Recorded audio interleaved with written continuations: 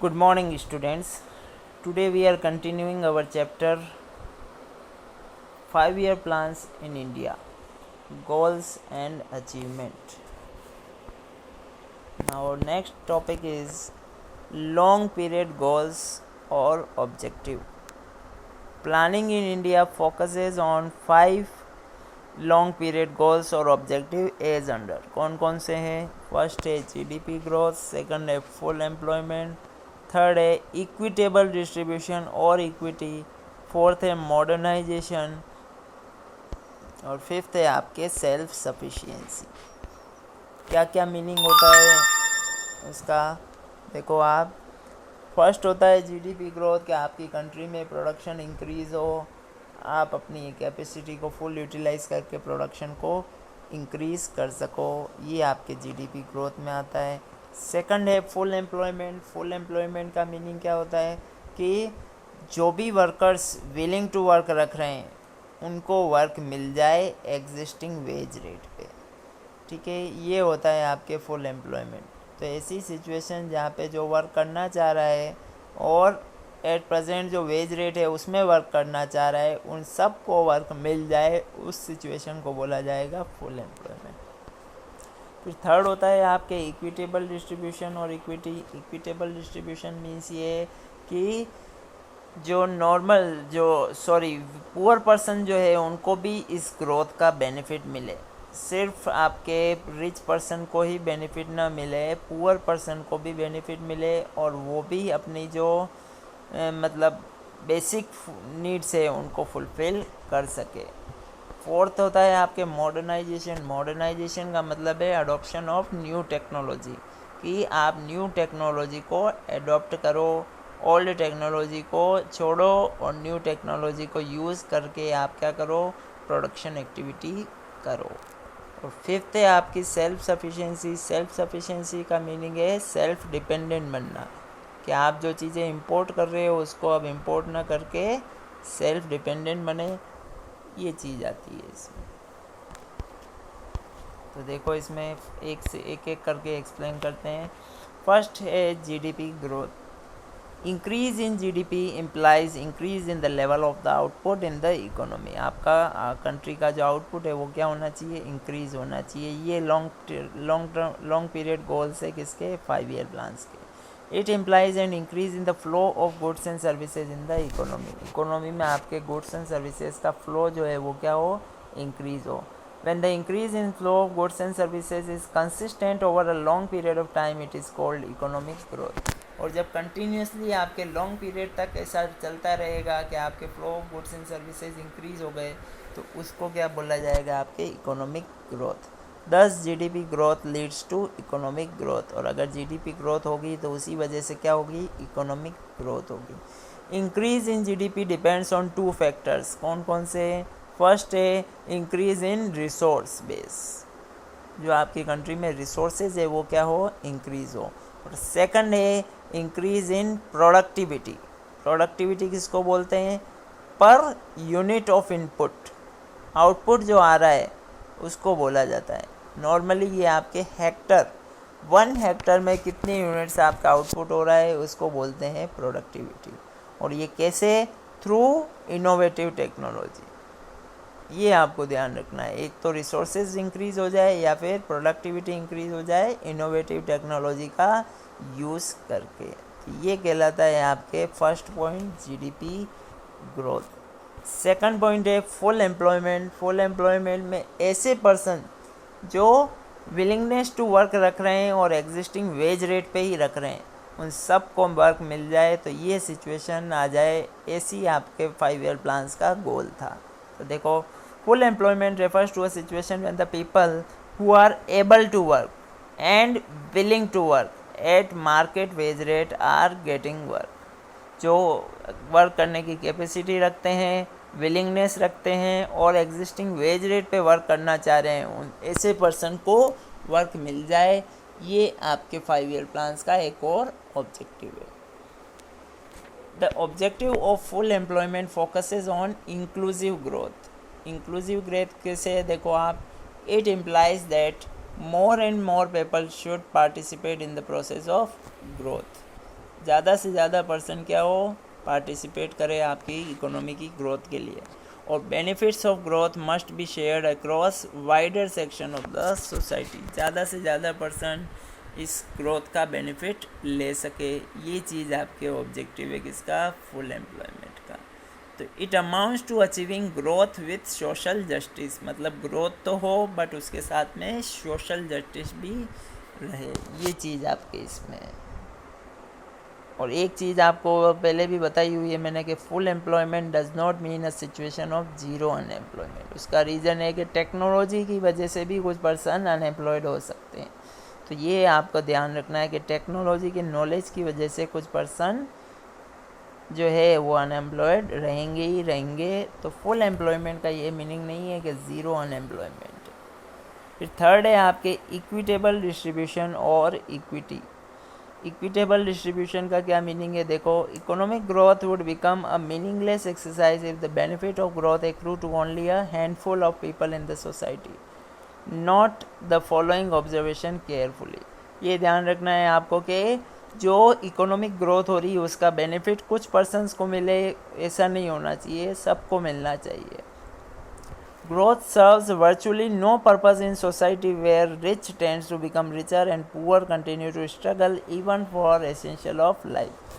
तो ये ग्रोथ कोई काम की नहीं है अगर रिच जो है वो और रिच होता जा रहा है और पुअर जो है वो अभी भी स्ट्रगल कर रहा है, एसेंशियल ऑफ लाइफ जो बेसिक नीड्स है उसके लिए भी स्ट्रगल कर रहा है। फिर देखो आप next point, benefits of growth must spread across all sections of the society so that the distribution of income becomes equitable.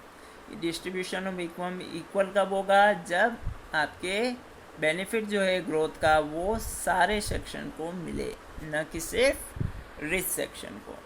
फिर है equitable distribution of income implies social equality and this is one of the principal objective of the goal of planning in India. ये भी आपको ध्यान रखना है कि ये क्या है, एक प्रिंसिपल ऑब्जेक्टिव है कि आपके जो है सोशल इक्वलिटी बनी रहे। फिर देखो एक एग्जांपल इसमें दिया हुआ है वो आप रीड करना, बहुत अच्छा एग्जांपल है कि इक्वल डिस्ट्रीब्यूशन और इक्विटेबल डिस्ट्रीब्यूशन में क्या डिफरेंस है। इक्वल डिस्ट्रीब्यूशन का मीनिंग तो ये है कि इनकम सब पर्सन की सेम हो, हर पर्सन की इनकम सेम हो, इनकम का डिस्ट्रीब्यूशन हर पर्सन को इक्वल हो जाए। और इक्विटेबल डिस्ट्रीब्यूशन का मीनिंग ये नहीं होता। इक्विटेबल डिस्ट्रीब्यूशन का मीनिंग ये है कि आपके जो डिफरेंस है अमाउंट का, एक पर्सन की अर्निंग का, वो ज़्यादा डिफरेंस ना हो, एक पुअर पर्सन अपनी फुलफिलनेस कर सके, अपनी बेसिक नीड्स को फुलफिल कर सके। फिर नेक्स्ट आता है आपके मॉडर्नाइजेशन। मॉडर्नाइजेशन का मीनिंग क्या है, देखो, it refers to updation and adoption of modern technology in the process of growth. ठीक है, अपनी टेक्नोलॉजी को क्या करना है, अपडेट करना है, अपग्रेड करना है। As noted earlier, output can be increased either by increasing the pool of resources or by using innovative technology। ये आपने पहले भी पढ़ा हुआ है कि आप जो आउटपुट है, मतलब आपका जो प्रोडक्शन है, वो दो तरीके से इंक्रीज़ हो सकता है। या तो आप रिसोर्सेज बढ़ा दो, मीन्स मशीनरी या लेबर जो भी रिसोर्स है वो आप इंक्रीज़ कर दो तो प्रोडक्शन बढ़ सकता है, या फिर आप टेक्नोलॉजी को क्या कर सको, अपग्रेड कर सको। Modern age is the age of science and innovations. Science has offered us new ways of doing things, such that productivity in farms and factories has shown a exponential rise over time. Green revolution in Indian agriculture is well-known example of how technology can bring about revolutionary changes in output। तो आपको new technology का सबसे best example है green revolution, जिसमें आपके Indian agriculture के output को बिल्कुल चेंज कर दिया था। Recently IT revolution has redefined the concept of domestic production through BPO, business process outsourcing. ये आपने बिजनेस स्टडीज़ में पढ़ा हुआ होगा कि आप बिजनेस प्रोसेस आउटसोर्सिंग का मीनिंग ये है कि आप सारा वर्क आप खुद नहीं करके अपना कुछ वर्क किसी और पर्सन को करने को दे देते हो। तो ये कहलाता है आपके business process outsourcing. However, modernization in the context of goals of plans in India has a social angle as well. Social angle भी होता है. देखो सोशल एंगल क्या है, देखो कॉमर्शियल आउटपुट, आपका जो सोशल आउटलुक है उसको चेंज करना. ठीक है, ये देखो इसमें it includes issues like empowerment of women so that they also participate in the process of production and contribute to the process of economic and social prosperity. ये आपको ध्यान रखना है कि वुमेन्स भी जो है उनका भी रोल डिसाइड होना चाहिए. ऐसा नहीं होना चाहिए कि वुमेन प्रोडक्शन एक्टिविटी नहीं कर सकती है. वुमेन को भी पूरा एम्पावरमेंट का मीनिंग ये है कि उनके पास भी ऐसी अथॉरिटी होनी चाहिए कि वो अपनी जो भी कैपेसिटी है उसको सही डायरेक्शन में यूटिलाइज कर सके. वुमेन्स पे ऐसा रिस्ट्रिक्शन नहीं होना चाहिए कि आप ये काम नहीं कर सकते हो. तो ये भी क्या है, मॉडर्नाइजेशन है कि मॉडर्न बनो, आप न्यू टेक्नोलॉजी को यूज़ करो और वुमेन को भी ऐसा मतलब फ्रीडम दो ऐसी कि वो भी अपना वर्क कर सके. फिर नेक्स्ट आता है आपके सेल्फ सफिशिएंसी. सेल्फ सफिशिएंसी का मीनिंग है कि आपकी कंट्री को सेल्फ डिपेंडेंट बनना है और पर्टिकुलरली फूड ग्रेन के उसमें. तो ये देखो, it refers to the state of being able to provide essential goods without the help of others. ये आपको ध्यान रखना है, आपको किसी और की हेल्प नहीं लेनी है और आपको खुद प्रोडक्शन एक्टिविटी करनी है एसेंशियल गुड्स की. This goal was accorded with a high priority during the first 7 plans.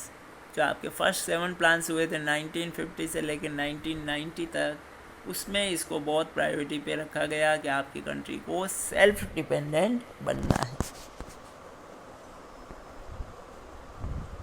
फिर देखो नेक्स्ट आता है आपके शॉर्ट पीरियड गोल्स और ऑब्जेक्टिव. शॉर्ट पीरियड गोल्स और ऑब्जेक्टिव में आपको क्या करना है कि ये जो टेबल है इसको एक बार रीड करना है. इस टेबल में हर प्लान का मतलब जो भी प्लान हुए हैं आपके फर्स्ट से लेके जो 12 तक, उनमें आपका क्या क्या गोल रहे हैं, क्या क्या आपने गोल बनाए थे, वो आपके इसमें बनाए लिखा हुआ है कि फोकस किस पे किया गया है. जैसे फर्स्ट 5 ईयर प्लान था, उस पर आपको एग्रीकल्चर प्रोडक्शन पे और equitable distribution of production income and wealth पे फोकस किया गया था. सेकंड 5 ईयर प्लान पे आपके इंडस्ट्रियल प्रोडक्शन को इंक्रीज़ करने पे और हैवी इंडस्ट्रीज़ को, मतलब फर्स्ट वाले में प्राइमरी सेक्टर पे ध्यान दिया, सेकंड वाले में सेकेंडरी सेक्टर पे ध्यान दिया गया. थर्ड जो 5 ईयर प्लान था उसमें आपके फूड ग्रेन में आप सेल्फ सफिशिएंट बनो, एम्प्लॉयमेंट अपॉर्चुनिटी ज़्यादा जनरेट हो और इनइक्वलिटी आपकी रिड्यूस हो. रिमूव तो नहीं हो सकती है, रिड्यूस हो. फिर आपके next third plan 5 year plan के बाद एक 1 ईयर प्लान ही आया था. उसका रीज़न ये होगा कि वो प्लान जब फेल हो जाते हैं तो आपको वापस से प्लान डेवलप करने होते हैं. तो ये आपके 3 एनुअल प्लान्स के बाद 1 ईयर प्लान आया था. 3 एनुअल प्लान्स आए थे. तो ऐसे 3 एनुअल प्लान बने थे. फिर आपका फोर्थ 5 ईयर प्लान बना. उसमें क्या आपका एम था, accelerating the process of growth. आपकी प्रोसेस ऑफ ग्रोथ को एक्सीलरेट करना मीन्स स्पीड जो है उसको बढ़ाना. और प्राइस स्टेबिलिटी, जो प्राइस आपके बहुत ज़्यादा बढ़ जाती थी उसको आपको क्या करना है, स्टेबल करना. फिर फिफ्थ 5 ईयर प्लान का देखो क्या है, raising the living standard with a focus on weaker section of the society. जो वीकर सेक्शन है उनकी भी लिविंग स्टैंडर्ड को इंक्रीज़ करना, रेज करना. 6 5 ईयर प्लान में रिमूवल ऑफ पॉवर्टी है, रिडक्शन इन इनइक्वलिटी है और development of infrastructure. 7 5 year plan में क्या है, जनरेशन ऑफ एम्प्लॉयमेंट अपॉर्चुनिटी और इंक्रीज इन एग्रीकल्चरल प्रोडक्टिविटी. फिर आपके 2 एनुअल प्लान्स आए हैं. फिर उसके बाद 8th 5 ईयर प्लान, उसमें क्या था, fuller utilisation of man power in turn of the country, by the turn of the century. Fuller utilisation of man power, जितने रिसोर्स अवेलेबल है उसका फुल यूटिलाइजेशन हो. फिर है आपके यूनिवर्सलाइजेशन ऑफ एलिमेंट्री एजुकेशन. ये भी आपके ध्यान रखना है आपको कि एलिमेंट्री एजुकेशन जो है वो हर जगह हो. फिर है strengthening the strengthening of infrastructure, कि आपके इंफ्रास्ट्रक्चर क्या हो, मतलब स्ट्रॉन्ग हो। फिर है नेक्स्ट आपके 9th प्लान में देखो, agricultural and rural development, growth with price stability और checking the growth of population. Checking का मतलब यहाँ पे है कंट्रोल, ग्रोथ ऑफ पॉपुलेशन को आप क्या कर सको, कंट्रोल कर सको। फिर 10th 5 ईयर प्लान में है improving the quality of the life through better health and educational facility and improved levels of consumption. ये आपको ध्यान रखना है कि ये 10th 5 ईयर प्लान में आपके हेल्थ, एजुकेशन और इन चीज़ों पे आपके ध्यान दिया गया है। फिर है reduction in inequality through inclusive growth. Inclusive growth का मीनिंग है कि ज़्यादा से ज़्यादा लोग पार्टिसिपेट करें। फिर 11th 5 ईयर प्लान में थे आपके multiple targets covering not only growth but also poverty reduction. Growth के साथ आपको पॉवर्टी रिडक्शन भी करना है। Improving quality of education and public health services, आपकी एजुकेशन की क्वालिटी और पब्लिक हेल्थ सर्विसेज को भी इम्प्रूव करना है आपको।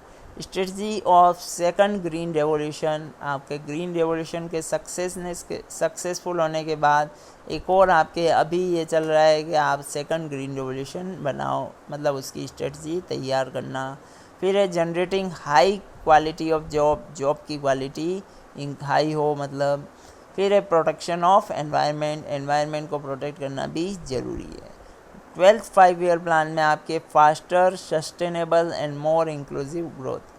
सस्टेनेबल का मीनिंग ये है कि रिसोर्सेज को इस तरीके से यूटिलाइज करो कि आप फ्यूचर जनरेशन के लिए भी रिसोर्सेज अवेलेबल रहे। आप ऐसा ओवर यूटिलाइजेशन ना कर लें रिसोर्सेज के कि फ्यूचर जनरेशन के लिए कुछ नहीं बचे। तो ये है आपके ये टॉपिक कि short term and long term goal क्या होते हैं। फिर आता है आपके features of economics policies pursued under planning till 1991। इसमें आपके पॉइंट्स है देखो, heavy reliance on public sector. Public sector का जो है आपके मेजर रोल दिया हुआ था इसमें देखो, economic policy prior to 1991 indicated heavy reliance on public sector. Public sector पे ज़्यादा डिपेंडेंट थे। Thus, in Industrial Policy Revolution 1956, as many as 17 industries were reserved for public sector as against 12 industries earmarked for private sector. 17 तो आपके public sector की industries थी जिसमें public sector production activity करता था और प्राइवेट सेक्टर के लिए 12 इंडस्ट्रीज आपके मार्क की हुई थी। It was realised that the objective of socialist pattern of society could be achieved only through a comprehensive development of public sector enterprises. क्योंकि मैंने आपको बताया हुआ है कि पब्लिक सेक्टर का रोल क्या होता है, सोसाइटी के लिए वर्क करना, सोशलिस्ट इकोनॉमी होती है ये। तो ये ध्यान रखना, आपके पब्लिक सेक्टर का रोल इसलिए था क्योंकि वो सोशलिस्ट पैटर्न पे वर्क कर सके। फिर नेक्स्ट है आपके regulated development of private sector. According to industrial development and regulation act 1948, new industry in the private sector could not be establish without a licence and registration. New industries आपको अगर develop करनी है तो उसके लिए licence लेना पड़ता था। उस लाइसेंस में आप किस चीज़ का बिजनेस कर रहे हो, आप कितना प्रोडक्शन कर सकते हो, ये सारी चीज़ें लिखी हुई होती थी। अगर आपको लाइसेंस मतलब आपको और ज़्यादा प्रोडक्शन करना है तो उसके लिए भी आपको अलग से लाइसेंस लेना पड़ता था। मतलब आपको बिज़नेस इस्टेब्लिश करना है उसके लिए भी लाइसेंस लेना है, और दूसरी चीज़ आपकी इस्टेब्लिश करना है उसके लिए भी, और जो एक्सपांशन करना है कि आपकी कैपेसिटी को बढ़ाना है तो उसके लिए भी आपको लाइसेंस लेना पड़ता था। थर्ड पॉइंट देखो आप, protection of small scale industry and regulation of large scale industry. तो आपकी स्मॉल स्केल इंडस्ट्रीज़ को प्रोटेक्शन दिया गया इसमें। इसका रीज़न क्या था कि वो लेबर इंटेंसिव टेक्निक यूज़ करती थी। तो देखो इसमें large scale industry was regulated through several acts, particularly MRTP act. ये आपके है Monopolistic and Restrictive Trade Practices Act. Small scale industries on the other hand was offered protection from competition. Small scale industries को क्या दिया जाता था? Protection दिया जाता था. फिर आपके certain areas of production was exclusively reserved for small scale industry, particularly labor intensive industries such as ready-made garments, chemicals, leather product etc. ये सारी चीज़ें क्या थी? स्मॉल स्केल इंडस्ट्रीज़ के अंडर में आती थी. Besides, financial institutions were developed to cater to the need of small scale industries. और फाइनेंशियल इंस्टीट्यूशन भी डेवलप हुए थे कि स्मॉल स्केल इंडस्ट्रीज़ को अगर फाइनेंशियल हेल्प चाहिए तो वो हेल्प कर सके. फिर है आपके several boards like handloom board and silk board were established to promote products of small scale industries in the global market. तो ये स्मॉल स्केल इंडस्ट्रीज़ के प्रोडक्ट को फेमस, वर्ल्ड वाइड फेमस बनाने के लिए बोर्ड बनाए हुए थे, handloom board and silk board, क्योंकि इनकी प्रोडक्ट की क्वालिटी अच्छी होती थी. फिर नेक्स्ट है आपके development of heavy industry of strategic significance. आपकी हैवी इंडस्ट्रीज़ आपके क्या हो? डेवलप हो आपकी कंट्री में. Industries like electricity generation, engineering goods and iron and steel industry were identify as a strategic significance. ये जो आपके इंडस्ट्रीज़ है वो स्ट्रेटजिक सिग्निफिकेंस के अंदर आती थी. उनको माना गया था कि ये स्ट्रेटजिक सिग्निफिकेंस की है, बहुत ज़्यादा इम्पोर्टेंट है आपकी इकोनॉमी के लिए. These industries were to be developed on priority basis, और इनको आपको प्रायोरिटी बेसिस पे डेवलप करना था. फिर है focus on saving and investment.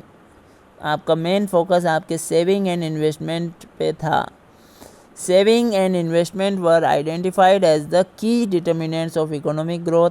High interest rate were offered to promote saving. अगर आपको हाई इंटरेस्ट रेट बैंक देगा तो आप ज़्यादा अमाउंट सेव करोगे. While investment was induced through subsidies and capital grants. आपको अगर कोई सब्सिडी प्रोवाइड कराता है या कैपिटल ग्रांट प्रोवाइड कराते हैं तो आप क्या होगे? उससे इनकरेज होगे इन्वेस्टमेंट करने के लिए. ये इंड्यूस्ड वर्ड का मीनिंग यहाँ पे वही है कि आपको एक तरीके से एनकरेज किया जाता है कि आप इन्वेस्टमेंट करो. तो आपको गवर्नमेंट सब्सिडीज़ और कैपिटल ग्रांट प्रोवाइड कराती थी. फिर नेक्स्ट है protection from foreign competition. Domestic industry was protected from foreign competition. High import duties and quantitative restrictions were levied on import. import duty जो है वो ज़्यादा थी और आपके import के ऊपर एक quantitative restriction जिसको बोला जाता है कोटा फिक्स किया हुआ था कि आप इससे ज़्यादा इंपोर्ट नहीं कर सकते हो. ये सारी चीज़ें इस रीज़न से की थी कि इंपोर्ट को कंट्रोल किया जा सके, और इंपोर्ट को कंट्रोल किया जा सके इसके लिए आप दो तरीके यूज़ कर सकते थे कि आप इंपोर्ट पे ड्यूटी ज़्यादा लगाते थे और कोटा फिक्स कर रखा था कि एक पर्सन जो है या कोई भी एक फर्म है वो इतना इंपोर्ट ही कर सकती है. इससे इंपोर्ट पे क्या होता था? कंट्रोल होता था.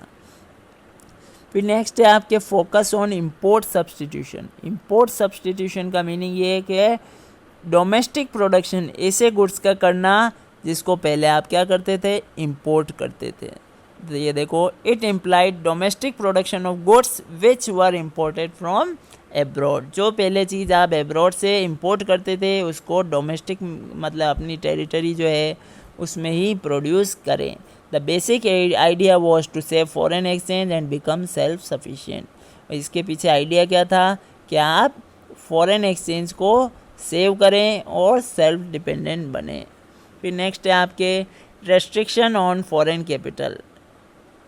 Restriction on foreign capital. Foreign direct investment was controlled and regulated through Foreign Exchange Regulation Act, that is FERA. Loans from abroad were accorded higher priority than FDI. Foreign direct investment का meaning ये होता है कि कोई भी foreign की company India में आके खुद के नाम से इन्वेस्ट करती है तो वो कहलाता है फॉरेन डायरेक्ट इन्वेस्टमेंट. और ऐसा भी होता है कि आपकी फॉरेन की कंपनी इंडिया की किसी कंपनी में इन्वेस्ट कर रही है तो उसको बोला जाता है फॉरेन इंस्टीट्यूशनल इन्वेस्टमेंट। दोनों में डिफरेंस ये है कि ऑनरशिप का डिफरेंस है। फॉरेन डायरेक्ट इन्वेस्टमेंट में जो कंपनी में आपके आ रही है वही ओनर रहेगी, और फॉरेन इंस्टीट्यूशनल इन्वेस्टमेंट में ऑनरशिप जो है वो इंडिया की रहेगी। मतलब इंडिया मीन्स जो भी कंट्री में आप जा रहे हो, ये आपके ध्यान रखना है। फिर है आपके centralised planning. Programs of growth and development at the level were aligned to centralized planning. That is, the objective of growth as specified at the state level did not contradict with the overall strategy of growth as specified in the 5-year plans. मतलब ये centralized planning का मतलब ये है कि planning जो है वो एक सिंगल पर्सन करे, सेंट्रलाइज्ड हो, हर जगह की प्लानिंग सेम हो। ऐसा नहीं है कि हर स्टेट, मतलब आपके जो भी है ये स्टेट्स हैं वो अलग अलग प्लानिंग कर रही है। तो सेंट्रलाइज्ड प्लानिंग मतलब यही होता है कि आप सिंगल पर्सन जो है वो स्टेट की जो, मतलब एक तरीके से मान लो कि एक राजस्थान स्टेट है, राजस्थान स्टेट की जो प्लानिंग है वो पूरे इंडिया की प्लानिंग जो चल रही है उसके अकॉर्डिंग ही हो। ऐसा नहीं हो कि वो कॉन्ट्राडिक्ट हो जाए, ये आपको ध्यान रखना है। तो ये थे आपके पॉइंट्स इसके features of economic policy pursued under planning till 1991। Thank you.